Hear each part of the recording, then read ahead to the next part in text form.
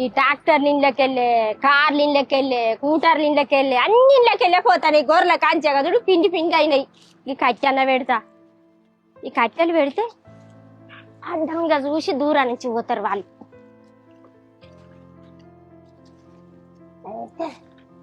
మంచిగా ఉంటుంది. ఇంకా 2 తెస్తారా? ఏంది కట్టెలు ఎందుకు పెడతానే? ఏముండని అయ్యా, కట్టెలు పెడితే కట్టెలు చూసి అటు పోతారయ్యా. మొత్తం దొక్కుతాను. ఇక్కడ దాకా వచ్చిన బియ్యం అయితేనే అయ్యా వడ్లు. నీ వడ్లకి ఏం కావద్దని కట్టెడ్డం పెట్టినావు, మంచిగానే ఉన్నది. నీ వడ్ల వరకు నీకు మంచిగానే ఉన్నది. మా అంటే ఖరాబ్ అయితే ఓ బత్తో 2 బత్తాలో పోతే వచ్చే బండి పోయే బండి ఆ కట్టికి దాకా అడ్డం పడ్డాడు అనుకో, కాలు ఎరుగునో రెక్కి ఎరుగునో పిడాత పానమే పోను. చచ్చిపోయిన వాళ్ళు కనిపిస్తానే. మన శ్రీకాంత్ గారికి యాక్సిడెంట్ అయ్యి చచ్చిపోయిన కొడుకు కనిపిస్తానే.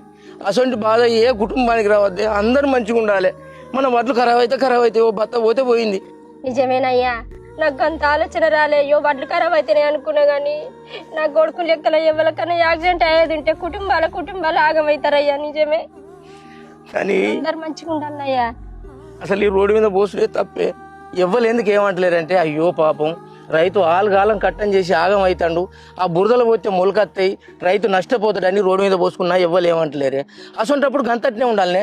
కట్టెలు అడ్డం పెట్టుడు, బండలు అడ్డం పెట్టుడు, పొరకలు అడ్డం వేసేసరికి ఆ బండ్లకు తట్టుకొని వాళ్ళు అడ్డం పడితే వాళ్ళ పానం పోతే మనం కట్టిస్తామని.